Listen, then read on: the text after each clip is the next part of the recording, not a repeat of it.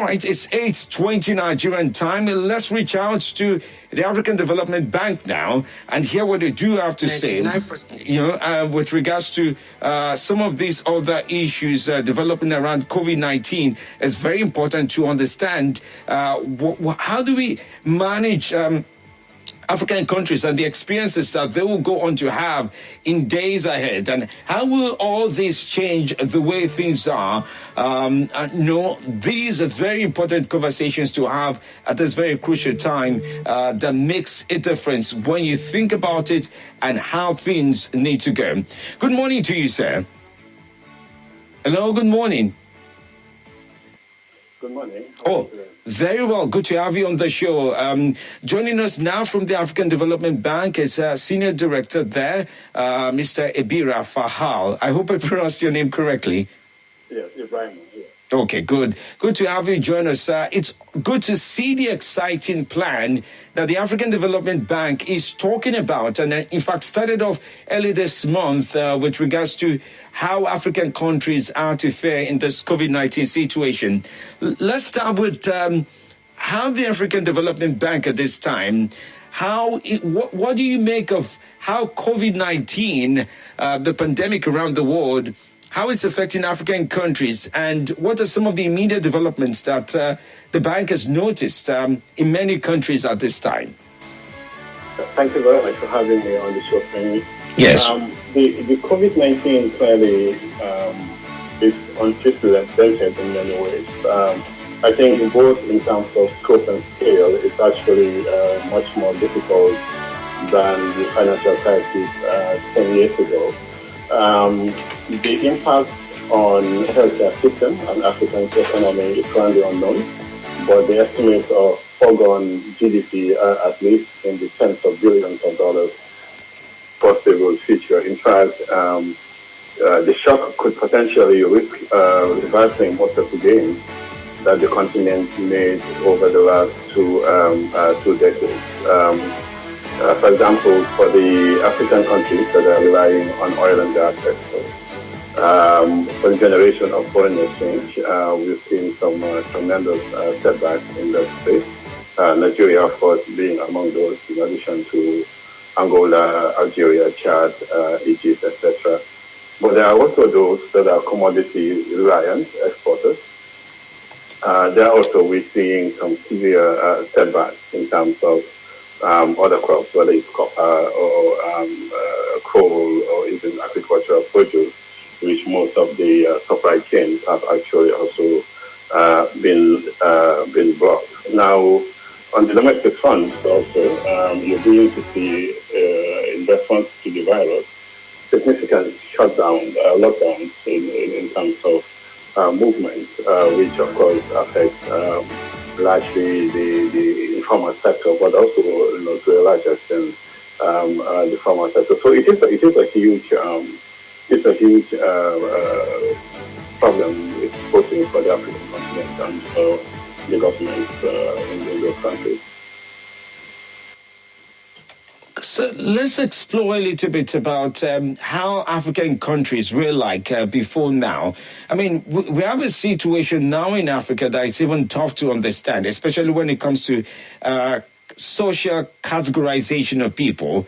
We had the moment where we all agree that we have vulnerable people, we have poor people, and there are all kinds of situations, different African countries out there. The ones who are struggling from between recession, falling back and coming in and out. I mean, the people on the continent, over 1 billion people, have different experiences and different ways in which they have lived their lives at this time. So what would you say about the immediate findings? Because one of the things other research papers are indicating is that people who were supposedly in middle class of life before have now dropped to becoming low. I mean, they're in the lower strata of low people in terms of low class of life. And then the poor have gone to vulnerable. I'm only wondering what else would be after being vulnerable, after being poor, and after being in famine, if I may say as well. What are the immediate findings on how Africa has now been recategorized around this issue of this pandemic at this time? It's still unfolding clearly, but your point is extremely valid, and that's the point that I just made in the opening, to say that a lot of progress were made in the last 20 years. I think if you look at the statistics, both in terms of per capita income, in terms of poverty reduction, of course, we haven't made much progress in terms of inequalities and also in the most vulnerable space. Adding to that, the issue of conflict around most of the continent, where you still have issues around the Chad area, in the Sahel region, etc. So there's a lot of displaced people, in addition to poor people, but also the significant, in terms of the lack of significant job creation, have created a group of working poor, which also added to the mix to make it a lot more volatile. So what we see happening, unfortunately, with this pandemic and the spillovers that are coming out of it, is that a lot of those gains could be reversed, and in fact will be reversed. And this is something that definitely, as a continent, is not desirable.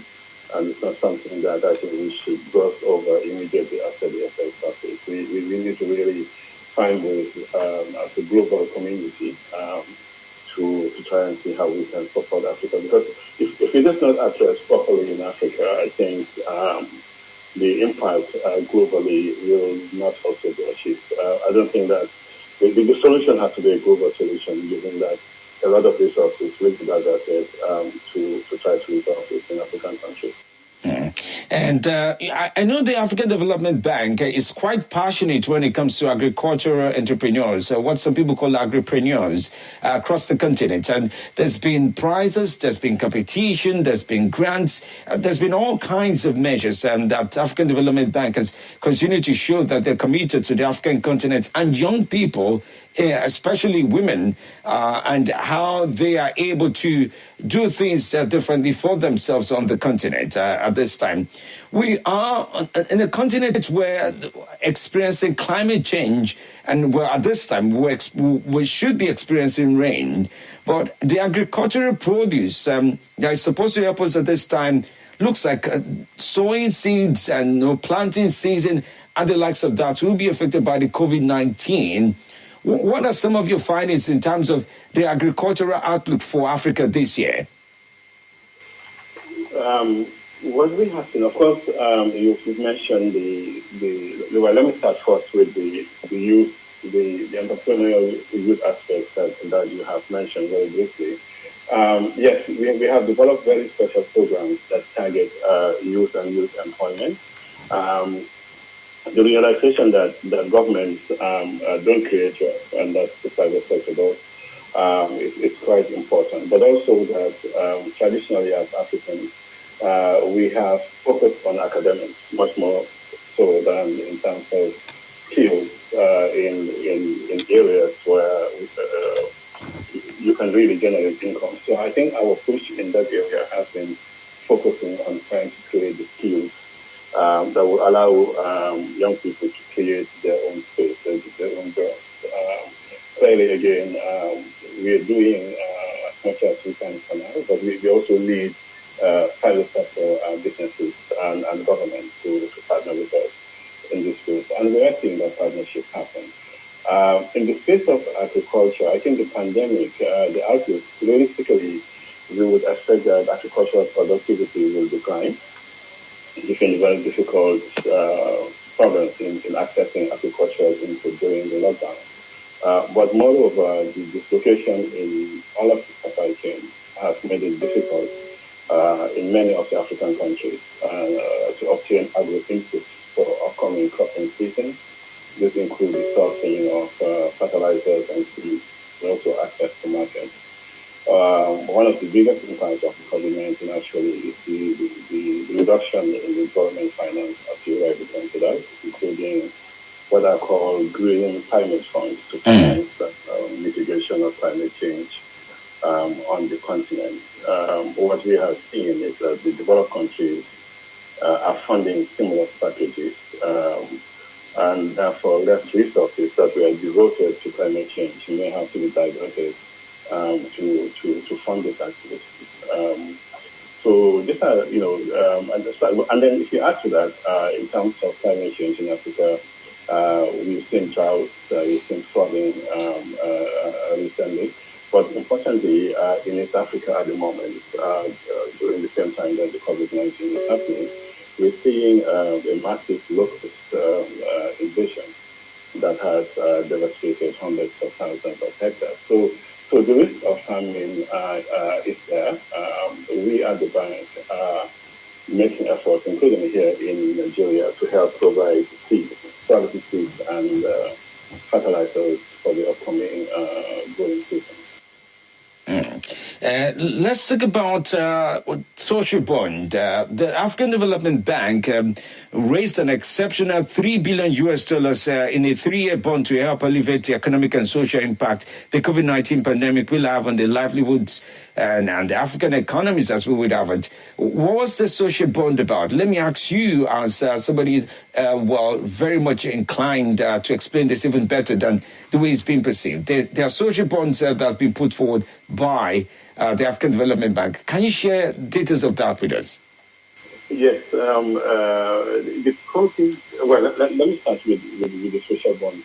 Lately, I think investors have been quite sensitive to the need to put their money on investments that will support social causes. So whether it's climate change, or health pandemics, or gender, around those very important topics.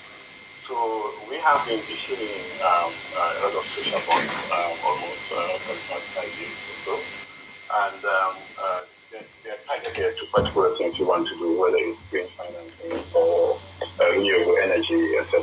So those are just examples. Now, with this bond, it is the largest ever dollar bond, social bond issue. It's about $3 billion. In fact, when we went to the market, it was oversubscribed to the tune of $4.6 billion, and 91 interested parties, most of them central banks and other investment houses. This was important for us to be able to. We realized that the membership of the bank will be constrained in getting access to financial markets at this time. So we have a AAA rating that allows us to actually borrow from financial markets below the LIBOR rate, and then we're able then to pass on that low cost of borrowing to our countries who cannot access the market.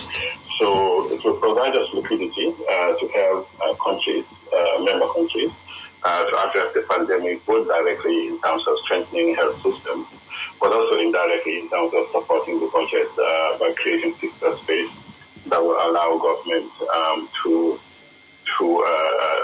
address the issue. We also provide some temporary debt referral to the private sector. For example, companies that needed to pay back some of the private sector debt that is due to the bank. Some of that will be deferred until at least for a year, and then we'll see what happens after that. Okay, so I do know a lot of African countries are lobbying for funds, are lobbying for interventions, are lobbying for ways in which to be able to mitigate against this crisis. What's one of the strongest advice? Because it's one thing to be able to raise funds from around the world, from whether the World Bank, from WHO, from African Development Bank. It's also very important to be able to hold them accountable to whatever funds they are able to raise. I mean, for example, in Nigeria's case now, there are talks about how much money has been raised, but then it's still not clear how much has been raised either privately or publicly or through any other intervention. What are your strong advice when it comes to monitoring and evaluation, accountability of African countries when it comes to the funds that are being raised? Yeah, no, a very important point, because at the end of the day, these funds are meant to achieve particular impacts, and until we can make sure that they're meeting their intended purposes, it defeats it completely.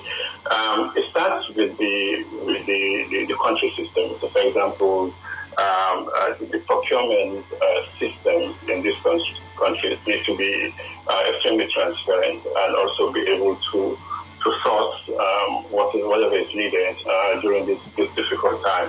But in terms of monitoring and evaluation, all bank projects have something that's called a results matrix framework. And that results matrix framework defines the goals, the objectives, and the outputs that we expect from our programs. And benchmarks are also set against which disbursements will be made. So clearly, it's more difficult during this time when we cannot move around to ascertain impact on the ground. But we are very conscious of it, and we are looking at modalities as to how we can continue monitoring and evaluating our programs remotely. As a bank that has constantly dealt with issues developing in Africa over the years, Africa's not exactly excelled when it comes to social distribution of palliatives, as one would find at this time. At a time when the practice and the preaching of physical distancing comes up over and over again, we've seen across many African nations the attempt to give out palliatives because of the COVID-19 to their citizens, how that is not going well at all in terms of you find people crowded, they're running into each other, they panic, they push into each other. But there have been some suggestions from supposed elites and some people who think there are many other banking methods that could also be used, some sort of a social register, some sort of banking distribution scheme that could get money across to citizens across the continent, not just in Nigeria, for example, now, but across the continent.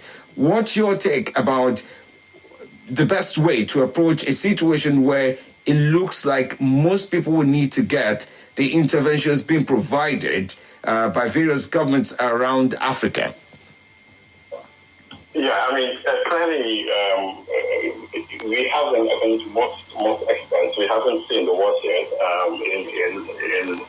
in the continent. The one thing is that I think governments across Africa have started, some have argued maybe a little too late in some countries, but they have started, trying to address the pandemic before it becomes, it gets out of hand in a way. What we have seen though is that culture also plays a big part in terms of the social distancing. I think most Africans are used to living in a community that's very intimate, both in terms of the way we live every day, the way we operate our religious beliefs, etc. So those are habits that I think we have seen have been difficult or sometimes have come in the way of trying to create more social distance. But I think it is important that that social distancing is implemented. That's one. But two, also, I think the issue that you mentioned in terms of how would the different palliatives, the different programs that you're looking at also reach the people. I think in our case, for example, I mentioned fertilizer and seeds. We have, as the African Development Bank, decided that we will source for our member countries fertilizers and quality seeds for the growing season across the continent by doing a bulk procurement, working together with Ebirima, for example, and some of the UN agencies that are also very vast in this sense of procurement. But not only the procurement, but also the distribution to the needed parties. So those fertilizers and seeds we intend to bulk procure will also be distributed by experienced staff that are used to this kind of distribution. The growth of science on the African continent is a little bit different from the way it has been across some other continents around the world. Some say, for example, as research is going on, for example, in Europe, Asia, with regards to finding vaccine or cure for COVID-19, that Africans, for example, the African scientists are not getting the best of research funds, support from organizations, banks. Is AFDB by any chance, the African Development Bank, would you be exploring the idea of having African scientists, on the continent look for ways to research and find vaccine and cure, if I may say, to the COVID-19? Are you exploring something of such nature, sponsorship or some funding for such? Yeah, this is a two-track approach to this question. First, what we realized, both in this pandemic, but also previously with the Ebola, and in fact, if one goes back a little further to HIV, is that at each point in time during those diseases, the coming on stream of those diseases, we talked about and we realized that we don't have strong public health systems because that's where it starts. As a continent, I think we realize that we need to strengthen the public health system. We need to have something akin to the CDC or that of the NHS, if you take some of the examples from the UK and the US. Unfortunately, this has not happened over the years, and definitely something that we are looking at seriously. We already provided money, for example, to the ECOWAS as part of this response to the pandemic to support the West Africa Health Organization, which is the public health body that will support the kind of activities that you just mentioned in West Africa. And we are now trying to see how we can support other similar public health agencies in other parts of Africa. Then secondly, on the private sector level, and this is where I think the scientists and some of these research agencies come in, we look to provide more funding for SMEs or businesses that are producing diagnostic equipment, for example, and other pharmaceuticals to provide to make this available in the continent. Clearly, I don't think that it is because of a lack of capable scientists. I think if you look globally across the world, you will find some very competent African scientists, but also a lot of that is in the diaspora. So a way of incentivizing them to come back and be able to lead this cutting-edge research, I think, would be very useful. Okay, I'm just going to let you go with this final question about debt recovery. 25 countries were listed by the IMF to have the opportunity to have their debt recovery. Unfortunately, my country, Nigeria, is not listed there, even though we don't owe IMF money. But it's an exciting idea to ask for debt forgiveness at this time, when one thinks about it. Do you think this will provide, debt recovery, loan requirements? There are countries who are asking for loans, for example, from China. I know Nigeria is having some conversation about specific loans that have to do with this pandemic from the likes of China. There are conversations, maybe not inclining towards that area. What would the African Development Bank advise governments across Africa on debt forgiveness and the concept of borrowing money in this very critical time where everything seems to be on a spin? Yeah, no, absolutely. Excellent point. The continent, as you know, is carrying a very high debt burden. Several countries are already facing serious debt distress, risk of debt distress. This, for example, Eritrea debt is about 250% of GDP, Mozambique about 100% of GDP, and Zimbabwe well over. Nigeria is much lower than that, but of course there's a problem with the debt service part of that in terms of the ratio to revenue. Of course, with the pandemic and the oil price fall in the oil prices, projections are that various countries may actually default on debt payments, and this is a worrisome thing that we must address frontally. So assuming additional debt from donors avoid default for some countries is not prudent. It's not a prudent way to go.